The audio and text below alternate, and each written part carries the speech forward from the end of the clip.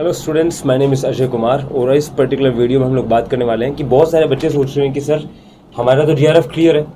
तो GRF clear करने के बाद अभी जो नया रूल आया है यूजीसी नेट का, जहां पर 3 फेज में या फिर 3 कैटेगरी में बांट दिया गया है एग्जाम को। पहला होता है पीएचडी, राइट, आप सबको पता ही है कि पहला पीएचडी हो गया सर, सेकेंड हमारा पीएचडी प्लस नेट हो गया, and then we have our GRF.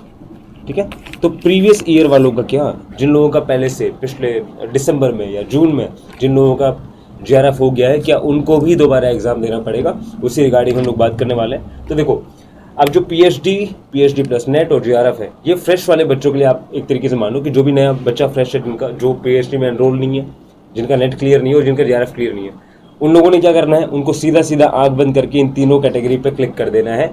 बिल्कुल और कुछ सोचना नहीं है, आपके लिए इंपॉर्टेंट है ये चीज़। ठीक है, चलो अब बात कर लेते हैं, सिंपल, ज़्यादा घुमाएंगे नहीं, 1 या 2 मिनट बात कर लेते हैं। 1 मिनट में बात करते हैं पीएचडी वाले एडमिशन, मतलब ऐसे बच्चे जिनका जीआरएफ क्लियर है और अब वो चाह रहे हैं पीएचडी में एडमिशन लेना। तो यहाँ पर मैंडेटरी नहीं है, आपको एग्ज़ाम नहीं देने की ज़रूरत, क्योंकि आपने जीआरएफ पहले ही क्वालिफाई किया। यहाँ पे जो 3rd कैटेगरी है जीआरएफ की, इसमें अपने आप ही नेट प्लस पीएचडी कवर्ड होता है, राइट। ठीक है, ये चीज़ आपको ध्यान रखनी है। लेकिन जो बच्चे जैसे मान लो जिनका नेट क्लियर है, ठीक है, जिनका नेट क्लियर है और वो दोबारा एग्जाम देने वाले हैं जीआरएफ का, तो वहां पर उनको तीनों कैटेगरी चूज करनी पड़ेगी। ठीक है, so everybody who is going to appear for the exam, make sure you attend all the 3 options here. ठीक है, अपने एलिजिबिलिटी के हिसाब से। और जिन लोगों का जीआरएफ क्लियर है पहले से, उनको दोबारा यूजीसी नेट का एग्जाम देने की जरूरत नहीं है। आप उस जीआरएफ से you are equally and likely eligible as the people who would be clearing JRF in this June exam. ठीक है बच्चों, तो आपको अपने पीएचडी के लिए दोबारा वापस परीक्षा नहीं देनी पड़ेगी। इसी बारे में बात करने वाले थे। ठीक है, ये भी कोरी आई थी बच्चों की, तो मैंने सोचा 1 मिनट की बात कर लेते इसके ऊपर। चलो, I hope it is clear, right.